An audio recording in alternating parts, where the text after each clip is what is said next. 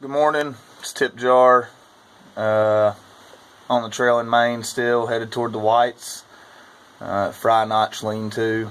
For those of you who don't know, there's a journal in every lean-to. It's just a way for hikers to kind of communicate on the trail and, just let their thoughts out, or, some people just doodle in them, whatnot, but it's a good way of communicating on the trail, let you know what's going on. Last night, for some reason, I decided to kind of have a confession, I guess you could say, but I'm going to share it with you guys. So here it goes. I'm just going to read it straight out of the journal. It's not like this is rehearsed, and I definitely didn't rewrite it, so it may be a little jumbled. It may bounce from here to there, but it is what it is. TipJar here for the night. Going to spec shelter tomorrow night to Gorham by Thursday or Friday. So anxious to get through the Whites. I'm praying for decent weather. It's rainy tonight, but not cold. Time change this weekend, so it's dark now at 4:45. Is daylight savings time still necessary? I don't know. The more time goes by, the more I miss my family, especially my daughters. Anna's a teenager, being raised by my ex-wife. I haven't been the best dad I can be for Anna.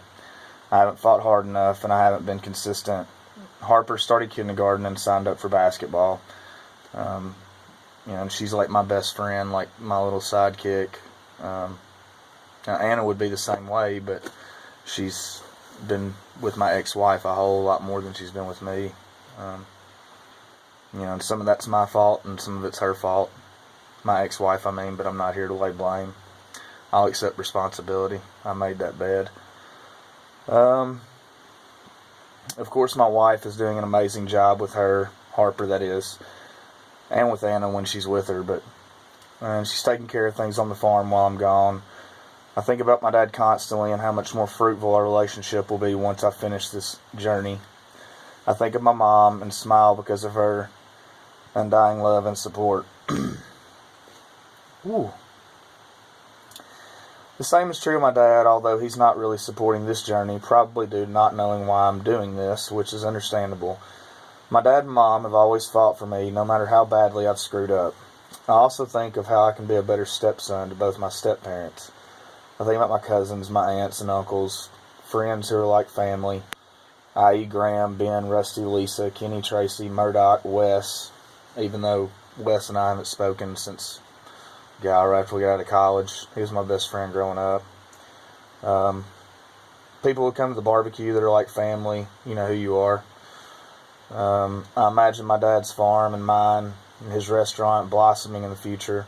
Farm to table while practicing regenerative, sustainable agriculture. I know now, without a doubt, I want to farm. Not just farm, but educate and entertain. I have to finish my last year of college, then who knows. Maybe I'll be a therapist on my off time. My close friend Lisa Lapidus, as well as Wayne Wilson, inspire me to entertain that possibility. I constantly rerun all my quote mistakes through my mind. My life's been a ridiculous succession of successes, but ultimate failures.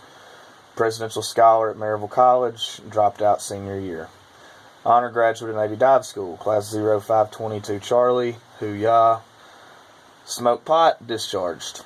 And I'm saying things right now that a lot of people don't know about me, so I'm laying myself out there. It is what it is, I reckon. I wanted to be a master diver, go to Bud's. I worked for a great guy landscaping, could have probably made a career out of it. Fired because I laid out of work. The owner once told me I was as good as 3 Mexicans. That's a compliment, believe me. Supervised a wilderness camp for teens, loved it, view it as my most valued experience in life. Definitely would have stayed my whole life. Started not coming to work, attitude changed, fired. Great job at a local plant back home, just laid out of work. Just didn't go. I guess the common thread is, or are, immaturity, arrogance. I guess the common thread is or was immaturity, arrogance, no accountability, no integrity, etc. I know in my heart completing this hike is somehow, some way the remedy. The thing that finally catapults me to where I need and want to be. Everyone asks, why are you hiking the AT? I don't know the answer, but I do know this. Every step I've taken in my life has gotten me right here, right now. A good friend told me that. All I have to do is keep walking home to Tennessee. The answers are on this trail. I know it. All I have to do is look, listen, and feel. So yeah, I'm sure there'll be more of these along the way, but I hope somebody gets something out of that. Y'all have a good one.